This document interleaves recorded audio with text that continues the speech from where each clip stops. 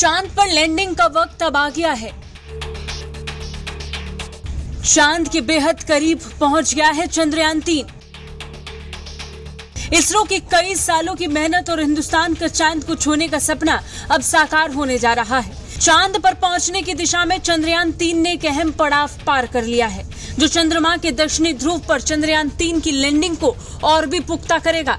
दरअसल इसरो ने चंद्रयान-3 के प्रोपल्शन मॉड्यूल और लैंडर मॉड्यूल को अलग कर दिया है। अब चंद्रयान-3 चांद से करीब 100 किलोमीटर की दूरी पर गोलाकार कक्षा में प्रवेश कर चुका है, यानी कि चांद से 100 किलोमीटर की ऊंचाई पर दोनों मॉड्यूल एक दूसरे से अलग हो चुके हैं।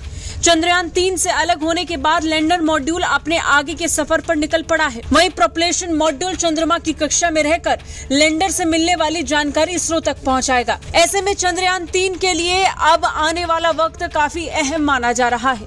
अब प्रोपल्शन मॉड्यूल और लैंडर अलग होने के बाद चांद पर लैंडिंग की दिशा में आगे बढ़ चुके हैं। हालांकि इसके बाद 18 अगस्त की दोपहर करीब 4 बजे लैंडर मॉड्यूल की डी ऑर्बिटिंग होगी। लैंडर की कक्षा की ऊंचाई में कमी लाई जाएगी और इसी तरह फिर 20 अगस्त को लैंडर मॉड्यूल की डी ऑर्बिटिंग होगी और जब लैंडर चंद्रमा से महज 30 किलोमीटर दूर होगा तब उसकी स्पीड भी कम होती जाएगी।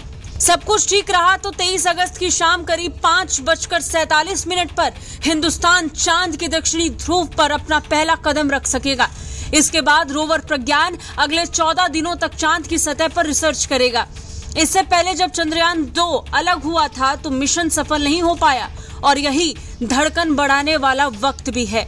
जी हाँ, हमें यह समझना होगा कि अभी जो प्रक्रिया हो रही है या होने वाली है, ये चंद्रयान-2 के समय भी सफलतापूर्वक की गई थी। उस समय भी लैंडर अलग होकर चांद की तरफ बढ़ा था, लेकिन 2.1 किलोमीटर की दूरी बाकी थी तब स्पीड नियंत्रित नहीं हो पाई और क्रैश लैंडिंग हो गई थी। जब लैंडिंग के आखिरी 15 मिनट होंगे तो खौफ का समय वही होगा, दिल धड़काने वाला टाइम होगा, क्योंकि सफल लैंडिंग कराना ही सबसे मुश्किल पड़ाव है। ब्यूरो रिपोर्ट, भारत तक।